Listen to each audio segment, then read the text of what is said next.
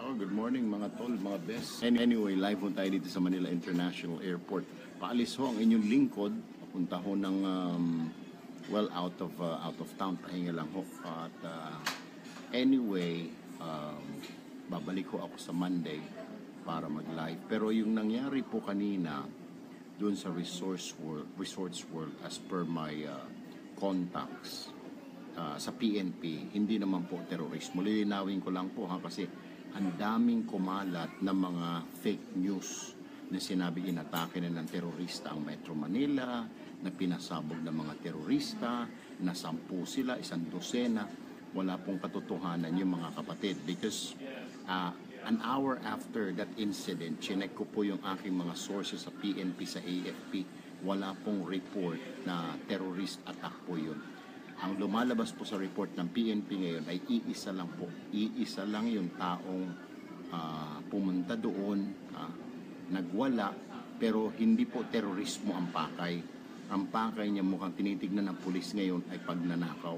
Dahil ayon sa Resorts World po, according to my sources, may mga nawawalang chips. Mukhang may tinangay lang, may dinekwat lang yung inayupak na yun. Hindi po siya terorista ayon sa PNP at saka hindi po ganun ang signature ng terorista. Kasi ayon po lumalabas sa mga CCTV footages na nagpaputok siya pero hindi niya pinapatamaan ang mga tao. Okay? So hindi tumatama. Yung hindi talaga niya intention na pumatay. Ang mga terorista ho kasi ang signature nila, yung style nila, papatay po sila ng mga tao. Pero itong kumag na ito, itong Judas Hestas Barrabas ito, mukhang baka natalo lang ito sa lintik na kasino, gusto niya mabawi yung kanya natalo, ayun, nagwala. Ang tanong ngayon dyan, ay paano niya napasok yung baril niya? Sa sobrang higpit, alam niyo naman siguro, yung mga nakapunta sa Resorts World, mahigpit po dyan security. Siguro dapat imbestigahan ito ng security ng Resorts World kung paano naipasok yung long firearm na yun. Alright? But anyway mga kapatid, confirm na po ito, sabi po ng Philippine National Police, maging si General Bato de la Rosa, nothing to worry, ito po ay hindi terrorist attack. Ito po ay pagnanakaw lang ng isang hinayupak na magnanakaw. Nagsunog po siya para to cover his withdrawal, ibig sabihin para sa sine ba, pag umaatras yung mga kolokoy, nagsusunog, nagliliyab para ma-distract ang attention ng police. Yung mga nasugatan po kanina, nasaktan, hindi po dahil sa barilyo, kundi nagkaroon ng stampede. Siyempre nagpanic. Yung iba lumundag from the second floor, lumundag sa ground floor. Kaya ganun po ang nangyari. Anyway, mga kapatid, dapat siguro talaga imbestigahan ito. Paano naipasok yung baril. Okay. Isa pa pong issue, pag-uusapan ho natin sa Monday yan, isa pa pong issue ay itong 11 sundalo raw doon sa Marawi. Nakakaawa naman po, namatay dahil sa friendly fire. Mukhang nagkamali po ang Philippine Air Force na magbagsak ng bomba. Ang nabagsakan po ng bomba sa halip na para sa Maote Group, nabagsakan po yung mga sundalo natin. Kaawa-awa naman po. Ito po yung tinatawag sa giyera na friendly fire, mga kapatid. Ano po?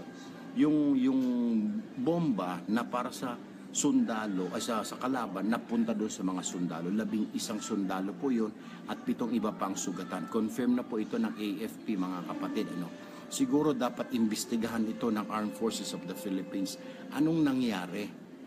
Bakit nagkaroon ng ganun? Bakit doon sa mga sundalo natin bumagsak yung bomba? Sabi nga ng ilan, akala ko ba precise surgical airstrike? Ibig sabihin kasi ng precise surgical airstrike, talaga eksakto. Bakit bumagsak sa mga katropa natin? Yan po ang dapat imbestigahan. Siguro po, alam niyo yung pagtatawag ng bomba kasi niraradyo yan Niraradyo nung doon sa baba, niraradyo sa piloto. Tapos may hawak siya mapa. Sasabihin niya, dito sa grid number S11, 54, 57. Yung piloto, nakatingin din ho doon sa mapa. Ang problema ho nito mga kapatid, kung mali yung basa ng tao doon sa baba, sa mapa niya, at ibibigay niya doon sa piloto, yung piloto naman, alam niya yung ginagawa niya, di ba bagsak niya ho doon. Pero kung pareho silang somewhere along the line, may nagkamali po. Either yung piloto nagkamali sa pagbasa ng mapa niya, kaya naibagsak niya sa maling lugar yung bomba, or yung nagraradyo doon sa baba, niraradyohan yung eroplano, dito mo ibagsak yung bomba, nagkamali. So somewhere along the line, dapat ito ho yung imbestigahan ng mga otoridad natin, ng mga taga-miyembro po nating Armed Forces of the Philippines, si Sus Mariosep. nagsasayang ho tayo ng bala sa AFP. Iyan na ngayon sinasabi ko, Secretary Lorenzana, Sir, hindi po mangyayari ito kung hindi kayo nagtanga-tangahan dyan. Hindi kayo malulusutan at mapasukan ng kalaban kung naging bukas lang ang inyong mga mata at tenga, Secretary Lorenzana. Mukhang tutulog-tulog ho kayo sa pansitan. Hindi sana namatay ang 11 na sundalo na yun. Sinasabi nyo, hindi nga failure of intelligence pero no appreciation of information. Mas masama ho yun. May impormasyon kayo pero wala pala kayong ginawa. Mas delikado ho yun. So dapat po maimbestigahan ho ito ng Kongreso, ng Senado, anong nangyari ho dyan para hindi na po maulit pang muli itong friendly fire na nangyari. Isa pa ho mga kapatid, yun na nga, dapat imbestigahan din ng PNP paano nangyari, anong nangyari doon sa Resorts World. So anyway, mga kapatid, ulitin ko po yung nangyari po sa Resorts World kanina ay pagnanakaw ho yun, hindi po terrorism ayon po sa Philippine National Police. So it is not a terroristic act. Ulitin ko po, yung mga nagtatanong dyan sa abroad ngayon, ano ba nangyari? Diyos ko po, ano ba ito? Marami raw namatay, may mga sumabog, may mga nasunog. Opo, may sunog po doon, may sumabog po doon, pero kagagawa ng isang tao yun. Sinunog niya yung mga lamesa kasi hinahabol siya ng mga otoridad para hindi makalapit kagad ng mga otoridad, nagsunog po siya. Pero hindi po siya terorista. Wala rin po siyang pinagbabaril. Pinagbabaril po siya sa ere lamang mga kapatid. Yun po yung kanyang pinagagawa. Anyway, hindi pa ho flight ko yun. Mamaya pa ho yung flight ko. Secret ko saan ako pupunta. Anyway mga kapatid. Hello Rain, hello Mary Ann Badillo. Good morning to you. Anyway, ang punto de vista lang ho natin dito. Marami kasi nagkalat sa social media, mga fake news. So, marami pong nagpanik, lalo na mga kababayan natin sa iba yung dagat, ninervyoso. Yung may mga kamag-anak sa Resource World, yung mga nagtatrabaho doon. That's not true. Wala pong terroristic act. Kagagawan lang po yun ng isang magnanakaw, hold-upper, yung hayop na yun. Ang pinagkaiba lang, may dala-dala po siyang armas. Sigaw na sigaw yung gago, sinasabi na ISIS yung hayop na yun. Pero hindi po siya ISIS, ayon po sa PNP. And I believe na hindi po siya terorista. Kasi kung terorista po yun, di marami na pong namatay, sumabog. Wala po. Ayon sa PNP, as of 7 o'clock kanina, wala pang naitalang namamatay. Mga sugatan po dahil sa stampede nagkagulo. Okay? So yung sa Resorts World po yan, tapos na po yan, iniimbestigahan ng mga pulisya. Hindi po terorista yan. Alright? Alright, pangalawa naman po, yung sa Mindanao, ulitin ko, friendly fire yung kinamatay na 11 sundalo. And ang latest development po, malapit na raw makubkub muli ng AFP yung kuta ng mga kinuha ng mga Maote group. Sana nga naman.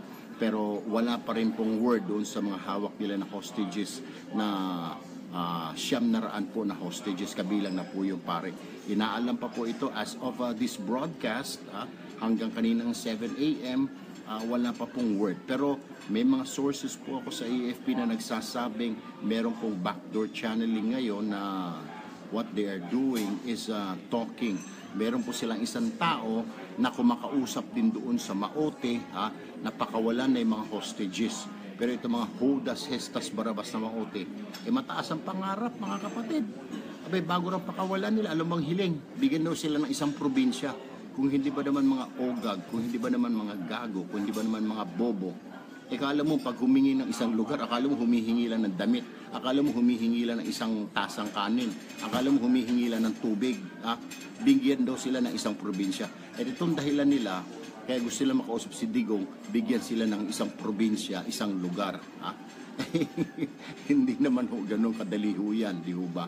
At saka besides, gusto ba ng mga tao, yung mga tao na sa probinsya na yun, sa lugar na yun, papayag ba sila na masasakop sila sa mga Maote? Of course not, di ho ba?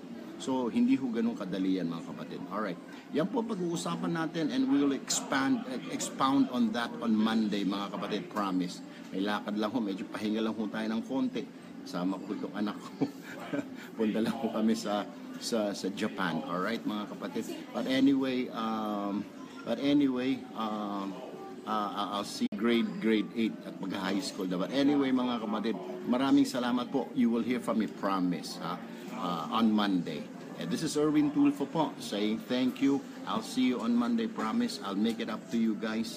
May IMSD tayo, kompleto sa Ricardos. Meron mo tayong idulog mo best. At saka itong mga issues na ito, paimbestigahan ho natin anong nangyari dyan sa Resorts World. Yung bombing dyan, yung pagkamatay ng 11 sundalo. Aba, masking friendly fire ho yun. Yun nga ho mas masakit eh. Kasamahan mo nakapatay sa'yo eh. Gamit ng gobyerno natin. Taxpayer, yung binili nating bomba, binili mo, binili ko na bomba, yun pa ang pumatay sa sundalo ho natin. Yun po ang nakakasakit po doon, ang nakakasama na loob. Sa pamilya po ng mga sundalo kung itong namatay, my condolences po, 10 itong mga nanonood po sa atin sa Facebook. Our condolences po sa mga namatayan. Magandang umaga po, ako po si Erwin Tulfo. I'll see you on Monday.